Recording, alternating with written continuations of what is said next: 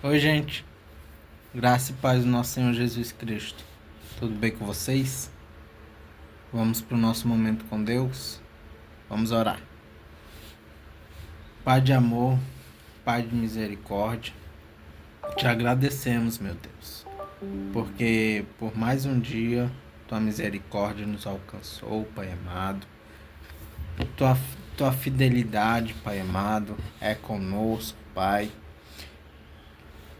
Teu amor, Senhor, é tua bondade, meu Deus. Obrigado, Senhor, por tudo, por todas essas bondades tuas, meu Deus, meu Pai. Senhor, obrigado, Senhor, por nos trazer aqui, Pai amado, para te buscar, para exaltar o teu nome, meu Deus. Para ter esse momento de comunhão contigo que precisamos, Pai amado, pois te buscar é alimento para as nossas almas. Te buscar, Senhor, é nos fortalecer contra o pecado, meu Deus, que nos rodeia dia e noite, Pai amado. Obrigado, Senhor. Obrigado por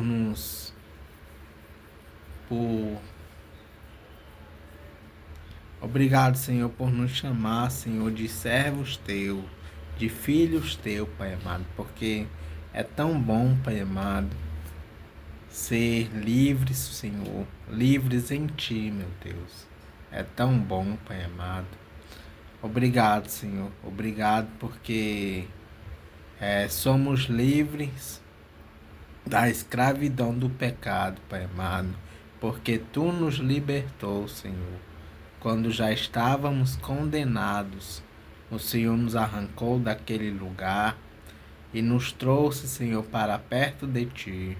Nos trouxe para o caminho da luz, Senhor. O caminho, Senhor, da, da salvação, meu Deus.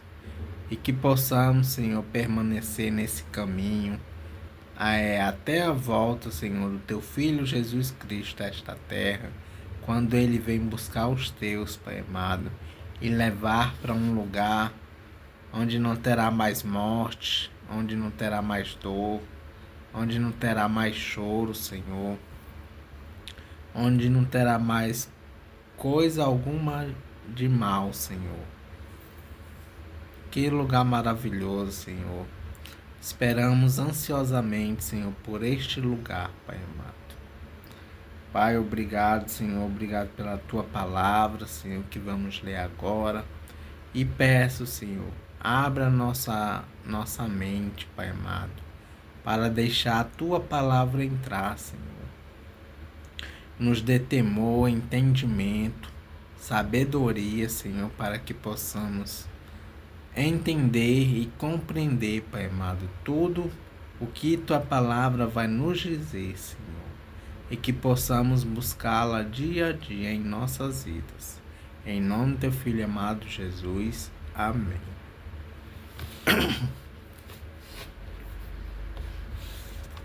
E hoje vamos para o último tópico do estudo que iniciamos.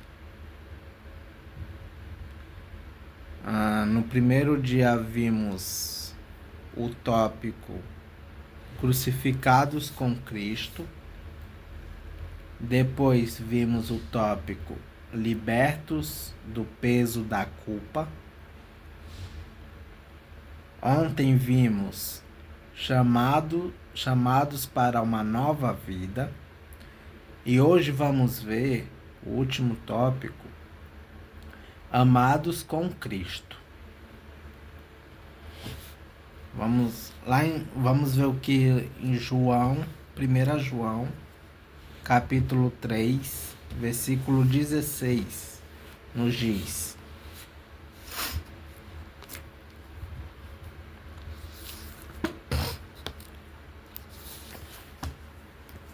Primeira João, capítulo 3,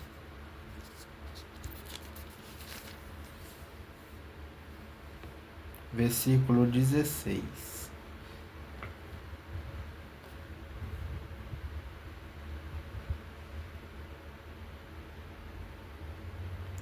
Diz assim a palavra do Senhor: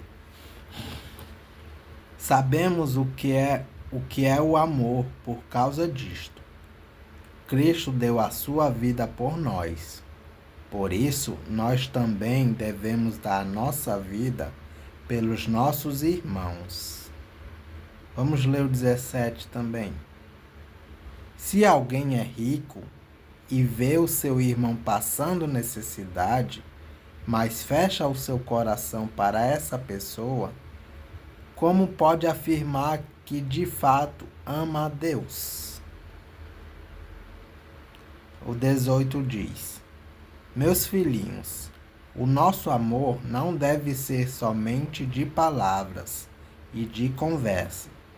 Deve ser um amor verdadeiro, que se mostra por meio de ações. Devemos amar uns aos outros.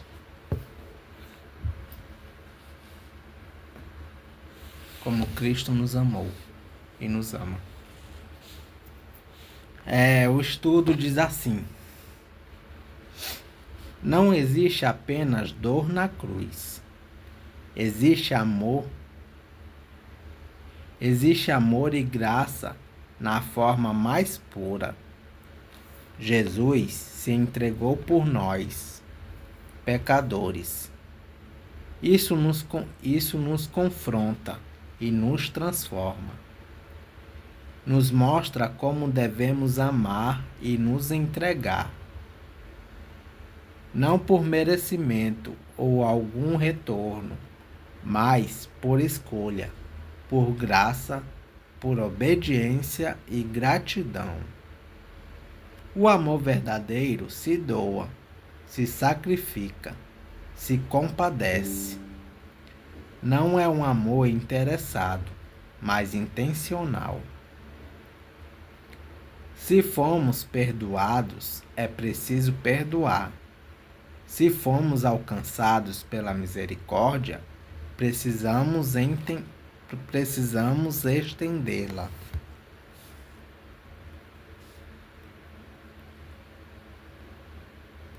É isso. Precisamos estendê-la.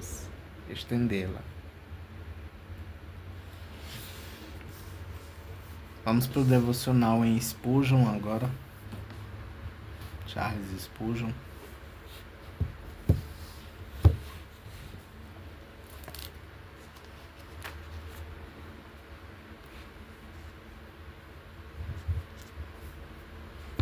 E o devocional de hoje é referente a Atos, capítulo 5, versículo 31.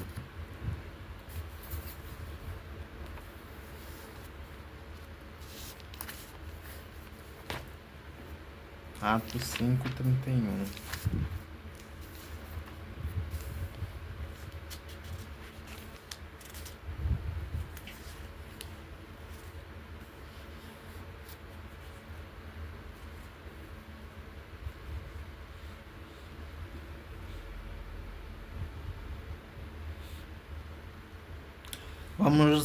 Vamos ler do versículo 29 ao 31.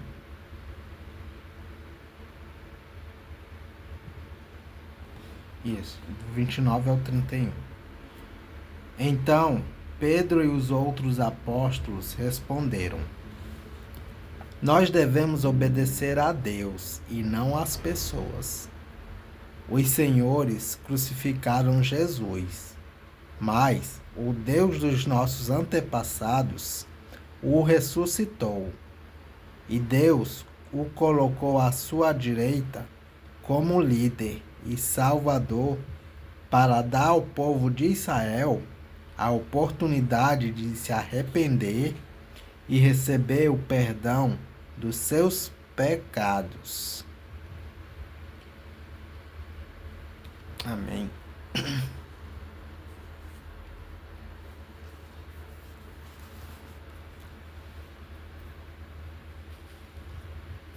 Vamos ver o que Spurgeon fala sobre isso.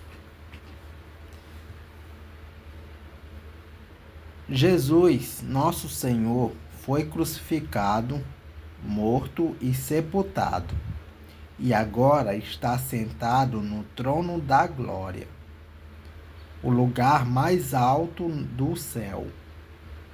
O lugar mais alto do céu é dele, por direito indiscutível. É doce lembrar que a exaltação de Cristo no céu é uma exaltação representativa. Ele é exaltado à destra do Pai, e ainda como Jeová. Ele tem glórias infinitas, que não podem ser compartilhadas pelas criaturas finitas. Mas como mediador, a honra de Jesus no céu é a herança de todos os santos. É prazeroso refletir sobre quão íntima é a união de Cristo com o seu povo. Somos um com Ele. Realmente, somos um com Ele, realmente. Somos membros de seu corpo, e sua exaltação é nossa exaltação. Ele nos dará assento em seu trono, assim como ele venceu e está sentado com seu Pai em seu trono. Ele tem uma coroa e nos dará coroas também. Amém. Ele tem um trono, mas não está contente em ter o trono só para si. Em sua mão direita deve estar a sua rainha, vestida com o ouro de Ofir. Ele não pode ser glorificado sem sua noiva. Olhe para cima, cristão, para Jesus agora. Deixe que o olho de sua fé o veja com muitas coroas em sua cabeça. E lembre-se de que um dia será como ele. Quando vir como ele é, você não será tão grande como ele, não será divino, mas ainda assim, em certa medida, compartilhará as mesmas honras e desfrutará da mesma alegria e da mesma dignidade que ele possui. Contente-se em viver desconhecido por um tempo e a trilhar seu caminho cansado pelos campos da pobreza ou pelos montes da aflição, pois aos poucos você reinará com Cristo, pois ele nos constituiu reino, sacerdotes para o seu Deus e Pai. A ele a glória e o domínio pelos séculos dos séculos. Ó, que maravilhoso pensamento para os filhos de Deus! Temos Cristo como nosso glorioso representante nas cortes do céu agora, e logo ele virá e nos receberá para si, para estarmos lá com ele, para contemplarmos sua glória e compartilhar sua alegria. Maravilhoso isso, gente. Às vezes eu fico imaginando estar com Jesus face a face. Muito maravilhoso.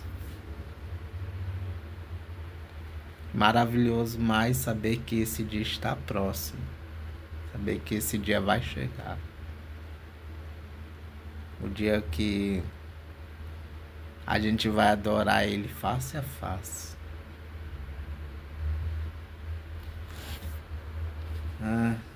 maravilhoso isso, gente.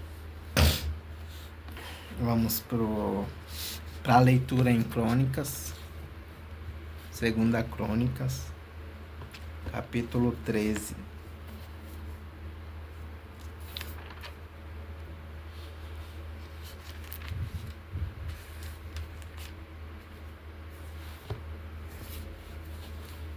O reinado de Abias de Judá. No ano 18 do reinado de Jeroboão em Israel, Abias se tornou rei de Judá e governou 3 anos em Jerusalém. A sua mãe se chamava Micaía e era filha de Uriel, da cidade de Gibeá. Houve uma guerra entre Abias e Jeroboão. Abias foi à batalha com um exército de 400.000 soldados valentes, e Jeroboão levou para a luta 800.000 soldados valentes. Abias subiu o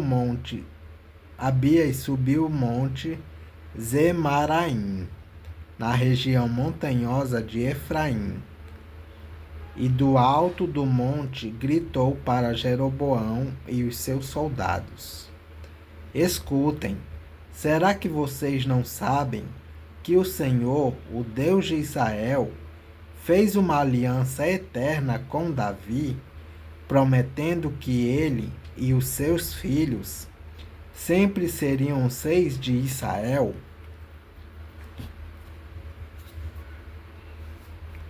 Mas Jeroboão, filho de Nebate, servidor de Salomão, filho de Davi, se revoltou contra o seu rei. E uns homens maus e vadios se juntaram a Jeroboão, e eles desafiaram Roboão, filho de Salomão. Roboão era jovem e tímido, e não pôde resistir. Vocês são um exército enorme, e têm os touros de ouro que Jeroboão fez para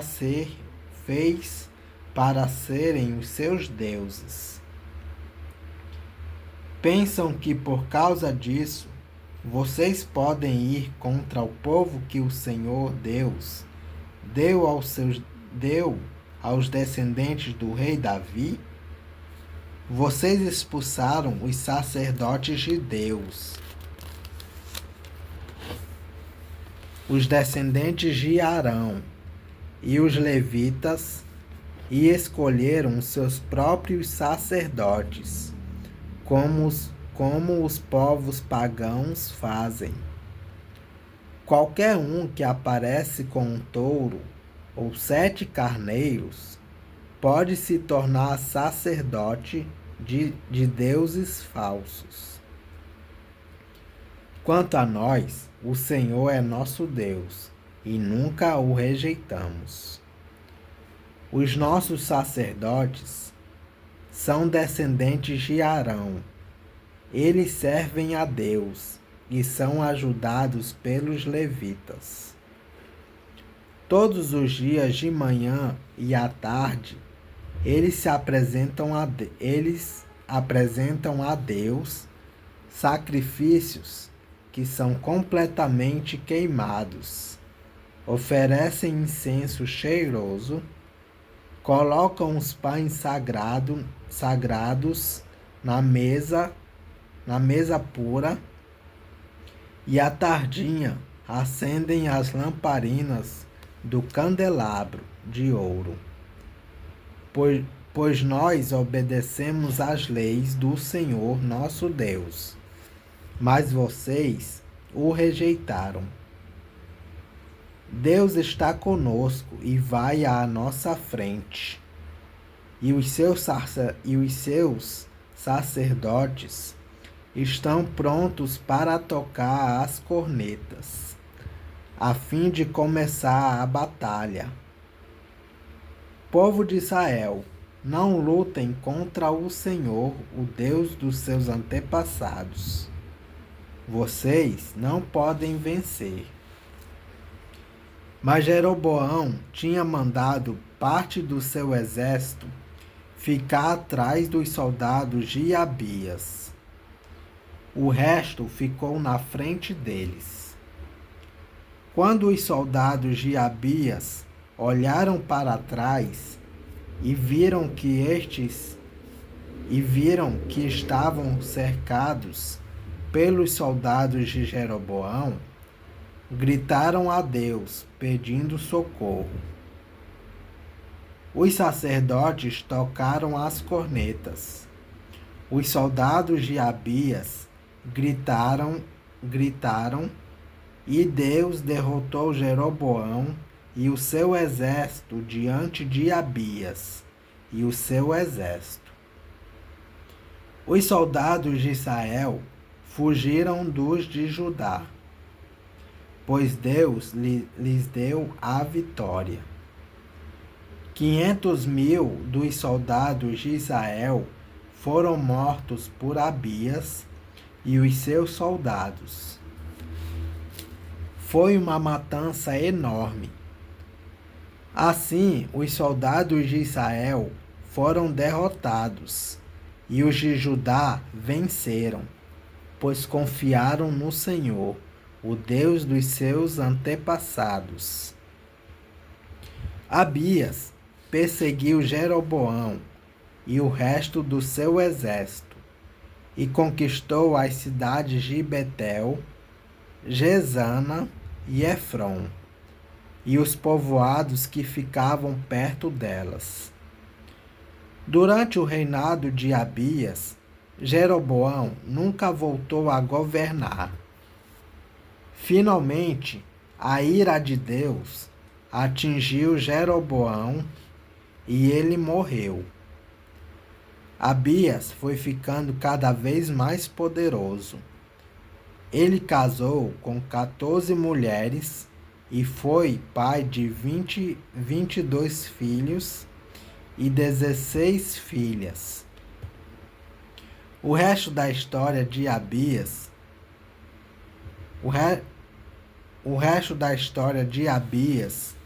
tudo o que ele fez e disse, está escrito na história do profeta Ido.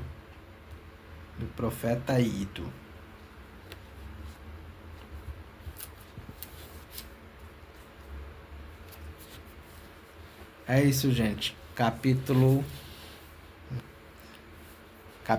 13 de 2 Crônicas. Que Deus os abençoe.